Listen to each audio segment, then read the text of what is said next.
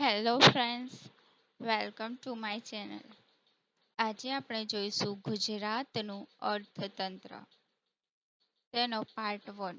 જો પાર્ટ 2 તમારે જોતો હોય તો કોમેન્ટ કરી દેજો પાર્ટ 2. અને જો વિડીયો પસંદ આવે તો ચેનલને સબસ્ક્રાઈબ જરૂરથી કરી લેજો.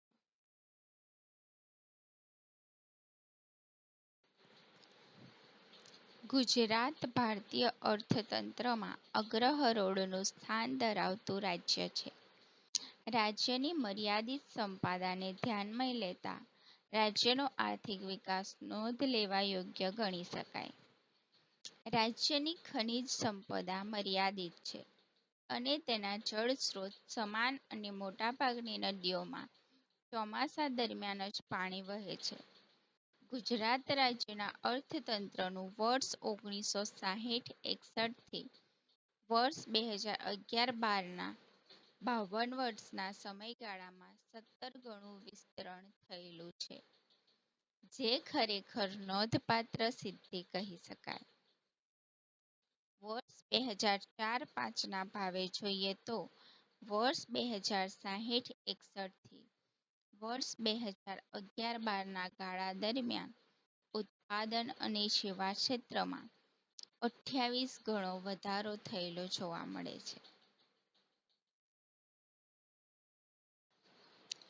વર્ષ 2001 થી 2012ના સમયગાળા દરમિયાન ગુજરાત કદાચ એકમાત્ર એવું રાજ્ય હશે જેણે સતત 10 વર્ષ બે આંકડામાં આર્થિક વિકાસ દર હાંસલ કર્યો હોય, અને આવા વિકાસને લીધે જ રાજ્યને દેશના વિકાસ એન્જિન તરીકે ઓળખવામાં આવે છે. ગુજરાત રાજ્યએ સતત 10 વર્ષ સુધી બે આંકડામાં આર્થિક વિકાસ કર્યો, જેના કારણે તેને દેશના વિકાસ એન્જિન તરીકે ઓળખવામાં આવે છે. દેશની કુલ વસ્તીના 5% વસ્તી ધરાવતા ગુજરાત રાજ્યનો દેશના એકંદર ઘરગથ્થુ ઉત્પાદનમાં ફાળો 60%થી વધુ છે.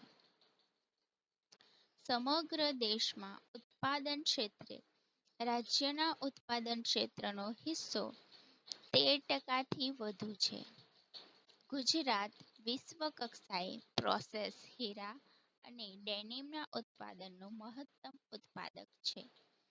આ જ રીતે રાષ્ટ્રીય કક્ષાએ દવાઓ, રસાયણો અને petrochemical, plastic, pharmaceutical, crude oil, રસાયણ ઉત્પાદનમાં ગણનાપાત્ર ફાળો છે. ગુજરાતમાં એરંડા, જીરું, ઈસબગુલ, વરિયાળીના ઉત્પાદનમાં વિશ્વમાં મોખરાનું સ્થાન ધરાવે છે.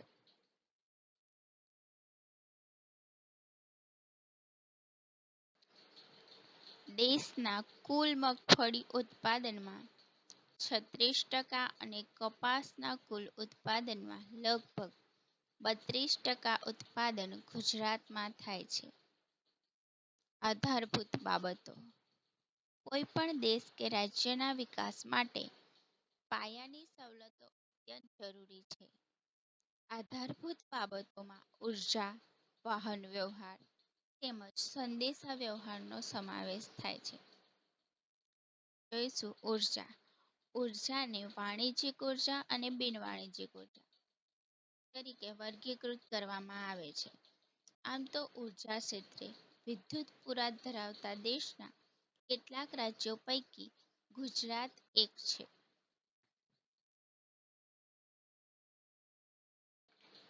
વાણિજ્યિક ઉર્જા: વાણિજ્યિક ઉર્જામાં કોલસો, પેટ્રોલિયમ અને વીજળીનો સમાવેશ થાય છે. ગુજરાતમાંથી મુખ્યત્વે લિગ્નાઇટ કોલસો મળી આવે છે, જેના પ્રાપ્તિ સ્થાનમાં ભાવનગર, સુરેન્દ્રનગર, ભરૂચ, મહેસાણા, કચ્છ વગેરે જિલ્લાનો સમાવેશ થાય છે. જ્યારે પેટ્રોલિયમ ક્ષેત્રે ભરૂચ જિલ્લાનું અંકલેશ્વર દેશનું જાણીતું ખનિજ તેલ ક્ષેત્ર છે. ગુજરાતમાં આણંદ જિલ્લામાં લુણેજ ખાતે ઈસવીસન 1958માં સૌપ્રથમ ખનિજ તેલ અને કુદરતી વાયુ મળી આવ્યા, જ્યારે વીજળી ક્ષેત્રે વર્ષ 2011-12ના અંતે રાજ્યની કુલ વિદ્યુત સ્થાપિત ક્ષમતા 15,306 મેગાવોટ હતી, જેના દ્વારા કુલ 78,000 MUનું ઉત્પાદન થયું હતું, જ્યારે રાજ્યનો કુલ વિદ્યુત વપરાશ અંદાજિત 64,000 MU હતો.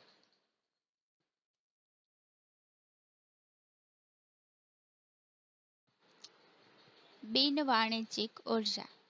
બિન-પરંપરાગત ઉર્જા સ્ત્રોતોના લાભો મેળવવામાં પહેલ કરનાર ગુજરાત રાજ્ય દેશમાં અગ્રસ્થાને છે.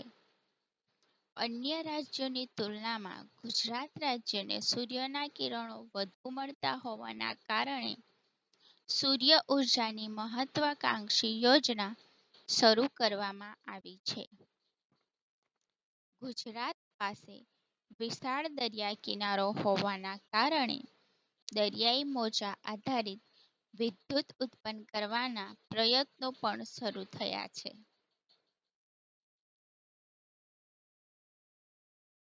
ગુજરાતના મુખ્ય સોલાર પાર્ક.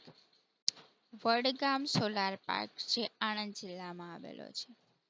ગુથવાડા સોલાર પાર્ક જે બનાસકાંઠા જિલ્લામાં આવેલો છે. ઇટા સોલાર પાર્ક કચ્છ જિલ્લામાં આવેલો છે.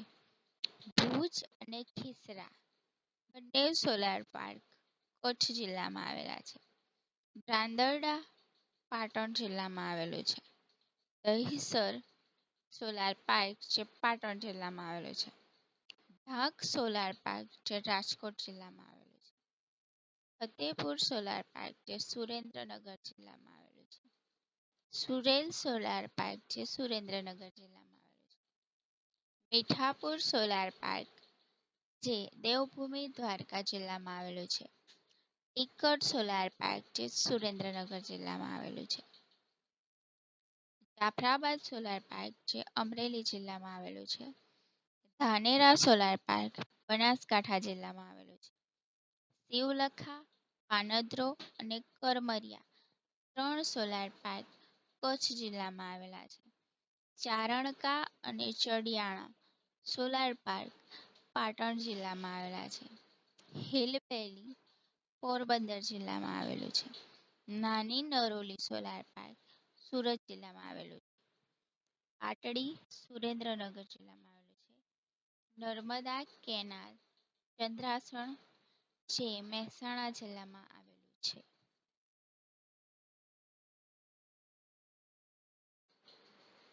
ભારતનો પ્રથમ કેનાલ ટોપ સોલાર પ્રોજેક્ટ ચંદ્રાસણ 24 એપ્રિલ 2012ના રોજ તત્કાલીન મુખ્યમંત્રી નરેન્દ્ર મોદીએ મહેસાણા જિલ્લાના ચંદ્રાસણ ગામમાં નર્મદા નહેર ઉપર દેશની પ્રથમ કેનાલ સોલર પાવર પ્રોજેક્ટનું ઉદ્ઘાટન કર્યું હતું. આ પ્રોજેક્ટથી વીજળીનું ઉત્પાદન થશે અને નર્મદા નહેર પર સોલાર પેનલ લગાડવાથી વાર્ષિક 90 લાખ લીટર પાણીનું બાષ્પીભવન થઈ જતું હતું તે હવે બચશે.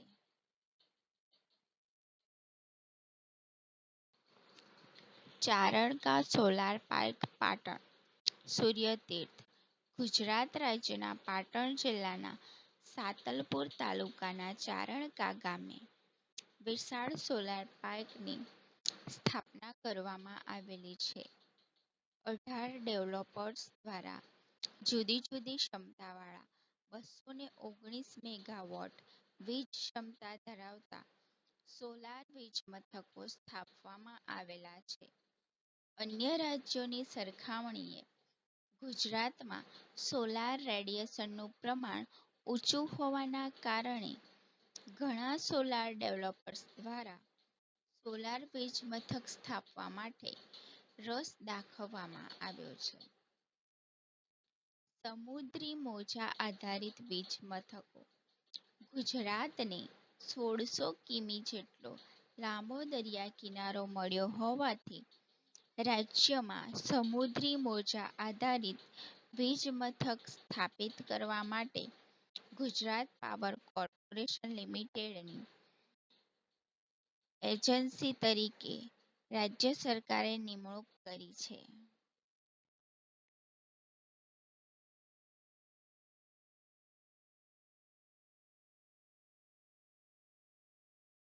ગુજરાત સરકાર વતી ગુજરાત પાવર કોર્પોરેશન લિમિટેડ દ્વારા એટલાન્ટિસ રિસોર્સિસ કોર્પોરેશન સાથે સમજૂતી થઈ હતી, જે બદલ રાજ્યમાં એટલાન્ટિસ રિસોર્સિસ દ્વારા તાંત્રિક અભ્યાસ થયો છે. આ અભ્યાસના આધારે કચ્છના અખાતમાં માંડવીની નજીક અને ખંભાતના અખાતમાં હજીરા નજીક 200 થી 300 મેગાવોટ સુધી વિદ્યુત ઉત્પાદન ક્ષમતા પ્રસ્થાપિત કરી સમુદ્રી મોજા આધારિત વીજ યોજનાની સ્થાપના કરી શકાય તેમ છે. દેશની આ પ્રથમ સ્વતંત્ર પરિયોજના છે. આ પરિયોજનાથી સ્વચ્છ ઉર્જા ફંડ ક્લીન ડેવલપમેન્ટ મેકેનિઝમનો લાભ મેળવીને વિપુલ બચત થશે અને ઉર્જા પરિવહન માટે ગુજરાત ટ્રાન્સમિશન લિમિટેડ નાણાકીય આવક થશે. ગુજરાતમાં વિદ્યુત ક્ષેત્રે ગુજરાત પાવર કોર્પોરેશન લિમિટેડ તેમજ ગુજરાત ઉર્જા વિકાસ સંસ્થા GEDA વડોદરા જેવી સંસ્થાઓ કાર્યરત છે.